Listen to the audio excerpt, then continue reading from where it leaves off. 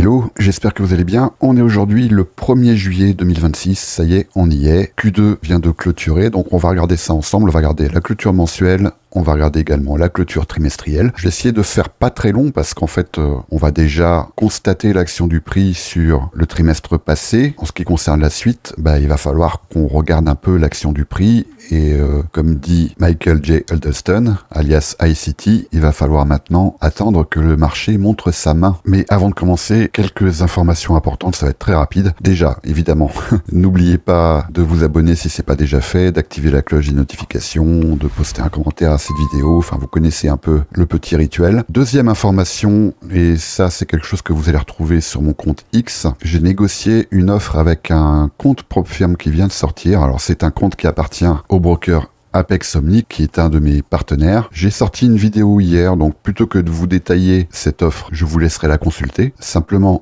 n'attendez pas trop longtemps parce qu'en fait, j'ai négocié 20% de réduction sur tous les challenges. Absolument tous les challenges, il y en a plusieurs. Et cette offre, elle est valable jusqu'à demain 11h, 10h, heure de Europe centrale. Mais après, la bonne nouvelle, c'est que vous n'avez pas de date limite pour commencer ce challenge. Simplement, il faut l'acheter avant demain matin, 11h, et après vous prenez le temps que vous voulez. Donc moi je vous conseille de regarder cette vidéo déjà pour voir si ça vous intéresse, si ça vous concerne. Et j'ai mis en description de cette vidéo également une autre vidéo que j'avais réalisée il y a 2 ans à peu près, où j'expliquais exactement ce que je pensais des propres firmes, des précautions qu'il fallait prendre si jamais vous voulez essayer cet exercice. Ça a des avantages, ça a également des inconvénients, donc je vous le dis en toute transparence. Mais pour ceux qui ont un modèle qui fonctionne, qui ont suffisamment de rigueur dans le déploiement de leur setup, ça peut constituer une belle opportunité parce que du coup, AX Funded va venir vous financer et vous garder 80% des profits. Voilà, j'en dis pas plus, allez consulter cette offre, mais ne perdez pas de temps parce que vous avez jusqu'à demain matin pour profiter des 20% de réduction. Et enfin, la dernière information, c'est que je suis en train de préparer la réalisation d'une vidéo qui, je pense, va vous intéresser parce que je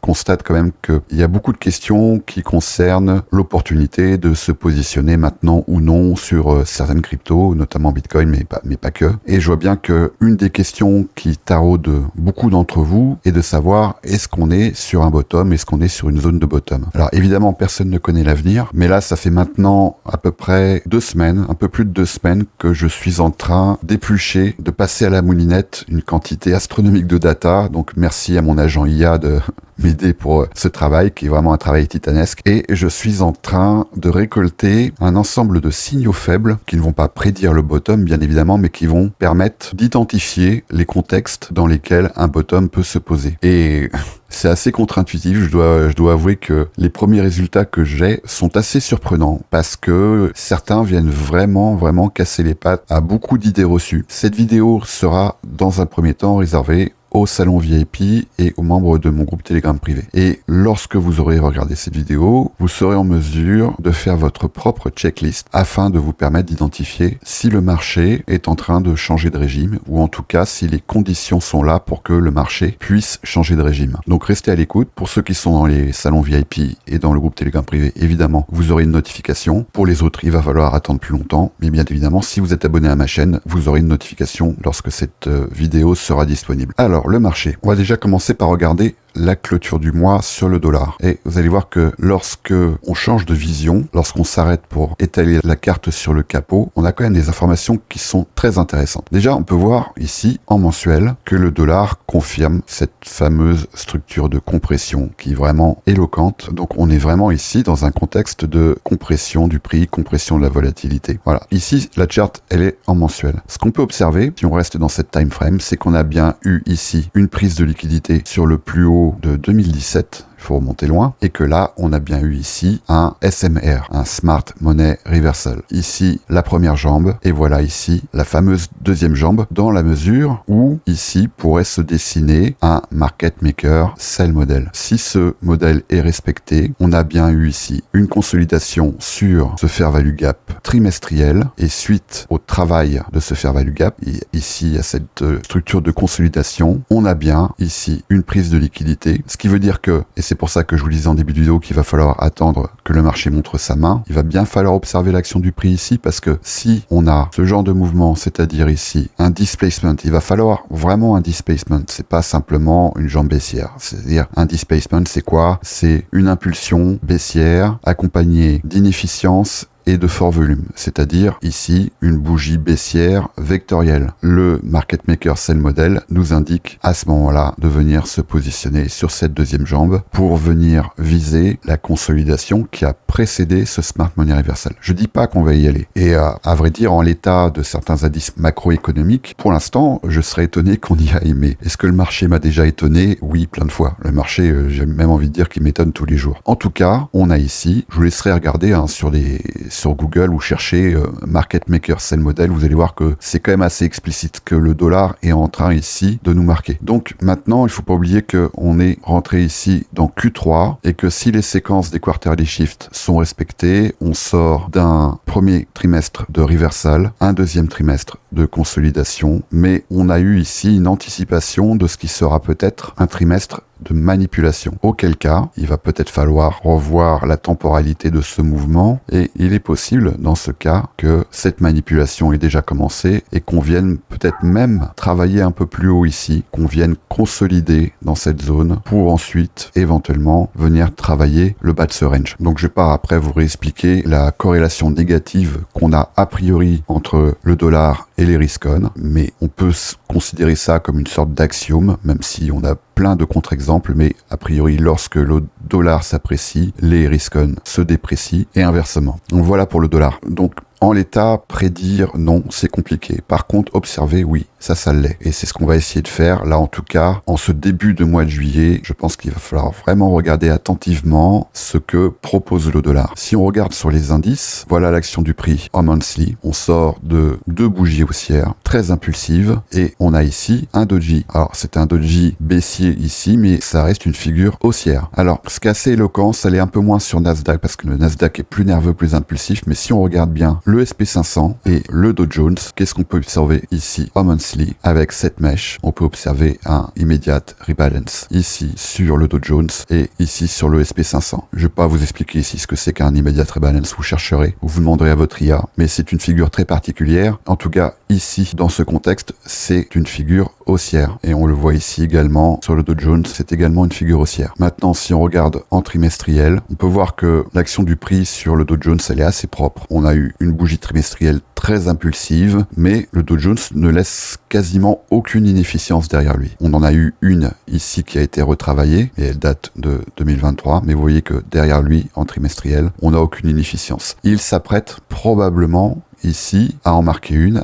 à moins que le Dow Jones recommence ce mouvement ici d'immediate rebalance en trimestriel. Par contre, on a quelque chose ici qui va pouvoir attirer notre attention, c'est cette action du prix sur le Nasdaq, donc les valeurs technologiques. Et là, on a en cours de formation un gap assez béant qui pourrait nous ramener sur les 27 000 points. On est quand même là aujourd'hui à 30 347 points. On a ici qui est en train de se matérialiser un espace de prix qui pourrait constituer, comme il l'a constitué par le passé ici, le terrain de jeu d'une jambe baissière. Maintenant, à quel moment ça peut intervenir, j'en sais rien, mais ça ressemble un peu à un marché qui serait en train de dresser la table d'un mouvement de stress qui pourrait nous ramener bien plus bas, soit comme sur cette bougie, par le biais d'une incursion, une mèche, soit éventuellement un travail de consolidation dans cette zone. Mais pour l'instant, en trimestriel, c'est très clair également en mensuel, on est sur quelque chose de très haussier, pour ne pas dire d'irrationnel. Et là, on peut le voir visuellement, il n'y a pas besoin d'afficher un RSI ou un William. Le marché ici est en zone de surchauffe. En zone de surchauffe, ça veut dire quoi? Ça veut dire qu'à un moment donné, il va avoir besoin de nettoyer les leviers. Je vous spoil pas le dernier rapport cote, mais en tout cas concernant le Nasdaq, on observe ici, lors du dernier rapport, celui de vendredi dernier, un petit début de distribution. Mais des deux côtés, c'est-à-dire qu'on a eu ici une prise de profit et on a eu également sur cette mèche ici une réduction des positions short. Donc un partout, balle au centre. Pour l'instant, en tout cas, mes alertes Black Swan, j'ai une sorte de routine qui me permet d'interroger les conditions préalables à un Black Swan. Pour l'instant, c'est pas au rouge, mais en tout cas, ici, il y a une surchauffe. L'irrationalité sur le Nasdaq, bien évidemment, c'est du côté de l'intelligence artificielle, des semi-conducteurs qu'il faut la regarder. Mais si je regarde la dynamique sur le Dow Jones elle est très propre. Et sur le SP500, elle est quand même assez propre également. Quand même pas oublier que sur le SP500, malgré tout, les valeurs technologiques, elles occupent une place importante. Pour tous les détails, je vais pas revenir dessus. Je vous invite à consulter mon dernier rapport code. Vous allez voir qu'il y a quand même certains points qui sont assez explicites. Je vais pas vous dire ici si ça invite à la prudence ou à la confiance, mais je vous conseille vraiment de le regarder. On jette un œil aux commodités. En l'occurrence, on va surtout regarder les contrats à terme sur le pétrole brut léger, donc sur le CL, et par proxy le WTI. Et ce qu'on peut observer ici est assez intéressant parce que le pétrole, à l'occasion ici des événements géopolitiques qui ont eu lieu, on peut voir que sur ce dernier trimestre, ça a donné lieu à une bougie haussière massive. Et qu'est venu faire le prix? Il est venu retravailler cette inefficience. Et au contact de cette inefficience et au tag des plus hauts de 2022, 2019 et 2015, on a ici une réaction baissière qu'on peut également observer en monthly, elle est très nette. Et là, on a également le contexte d'un changement de régime qui pourrait nous ramener, et là il va falloir bien observer l'action du prix ici en monthly, au retravail de ce volume imbalance ici, entre les 58,60 $ et les 65,77 $, ce qui nous ramènerait sur les niveaux de prix de début 2026. La logique, sous le prisme de ICT, serait ensuite de venir retravailler le plus bas de cette structure de consolidation, ce qui pourrait nous ramener sous les 40 $. On n'y est pas évidemment, mais bien évidemment, ça aurait un impact massif sur l'inflation et indirectement sur les valeurs à risque comme les valeurs technologiques, mais également les cryptos. En l'état, mon hypothèse privilégiée serait plutôt que on s'installe dans cette zone et ensuite on observe ce qui se passe. Ça, c'est pour le pétrole. L'or confirme ici en weekly un blow off top. C'est très net. Et là, il vient d'enchaîner 5 bougies baissières en weekly avec ici un volume imbalance entre les 4169 et les 4240. Dans la logique du market maker sell model, qui là est pareil, très explicite, on a eu cette première structure de consolidation. Le prix est venu s'occuper de cette consolidation, donc celle qui date de 2025. La logique voudrait maintenant qu'on ait une deuxième jambe de consolidation, probablement dans cette zone, quelque chose sous cette forme-là, avec après une manipulation, cette deuxième jambe de réaccumulation, et après l'objectif, si ce market maker sell model est confirmé, serait de venir s'occuper de cette massive et longue jambe de consolidation ici dans la zone des 3500 $. On n'y est pas, mais en l'état, c'est ce que l'action du prix tend à nous expliquer. L'autre hypothèse serait que le prix vienne buter ici sur ce breaker que on doit pouvoir observer en daily autour des 3700 points pour après venir rebondir. Mais en l'état, voilà ici ce que l'action du prix me dit. Là-dessus, également, le cote, les rapports de la CFTC vont être déterminants. Et en l'état, le dernier rapport cote, il nous donne quand même des informations intéressantes qui, en tout cas sur la base des dernières informations qu'on a, plaident plutôt en la faveur d'une structure d'attente parce qu'on a eu quand même un sacré allègement ici des leviers sur cette structure baissière. Donc maintenant, il va falloir que l'open interest se recharge. Et il n'y a rien de mieux pour recharger un open interest que de former une structure comme celle-ci où les bears vont pouvoir se positionner et les longues vont pouvoir se positionner également. Le marché a besoin d'encours, d'un carnet d'ordre qui se remplit pour pouvoir avancer. C'est son carburant. Pour terminer, et je pense que ça va être assez rapide, on va regarder Bitcoin. Voilà l'action du prix en monthly et voilà ici en trimestriel. Je reste sur ce que je vous avais dit la semaine dernière, c'est-à-dire que là, cette jambe baissière, ces 3 bougies trimestrielles baissières qui ont marqué quand même un retracement de 55%, ce qui est pas du tout ahurissant par rapport à ce que Bitcoin a fait dans son historique. On peut voir que la clôture de ce trimestre se fait précisément sur ce volume imbalance ici, qui était donc entre les 59 250 et les 60 700. Il y a encore du mou, il y a encore du terrain qui pourrait éventuellement nous ramener ici entre les 51 000 et les 55 000. On voit qu'ici, on a une inefficience haussière, ce qui correspondrait également, enfin, si je vais aller en monthly, au retag de ce breaker, je pense qu'on va le voir weekly, on le voit ici, autour des 51 250 $ à peu près. Mais on en a un autre ici, sur cette surface de consolidation, sur cette bougie, entre donc les 60 940 et les 55 850. On est sur une zone où le prix pourrait tout à fait réagir, mais là, il va falloir regarder notre copain le dollar dollar et ce qui va se passer ici maintenant que une partie de ce travail est fait. Il est bien évident que si le dollar décidait de venir retravailler cette surface, ça serait probablement à l'avantage d'un risk-on comme le Bitcoin. Donc on a deux zones et deux scénarios. Un premier serait de venir retravailler cette zone. Je me méfie un petit peu parce que j'ai l'impression que tout le monde l'attend cette zone et en règle générale, quand une majorité attend quelque chose, c'est pas forcément ce qui va se passer. Ou en tout cas, il faudrait que une partie de la crypto Twitter commence à en douter, commence à se dire ah peut-être qu'on va pas y aller. Et là, le terrain serait